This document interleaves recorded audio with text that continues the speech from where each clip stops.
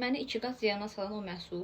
Doğru məhsulları seçməkdə sənə kömək olacaq video seriyama xoş gəlmisən. Bugün qaş gellərindən danışacağam. Heç bir məhsulu pisləmirəm, çünki adətən mənə düşməyən məhsul başqa birinə düşə bilər. Amma bu məhsulu, yəni mən istifadə elədim tonal krem vurmadan, mən istifadə elədim daha az bir tətbiq etməklə. Nə etsəm də bu qaş geli qaşlarımı ağappaq eləyir. Biraz sonra ilk vuranda belə olmur.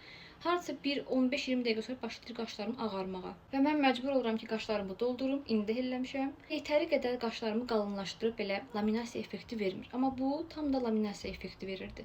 Müqayisə üçün bunları deyirəm. Heç bir reklam və əməkdaşlıq deyil. Mən Trendyoldan sifariş eləmişəm. Amma sonradan gördüm ki, burada Adorda Voyage'da var imiş. Aldığım şey nədir? Bəli, bu daha möhkəm, belə sanki qaşlarınız kley kimi yapışdırır.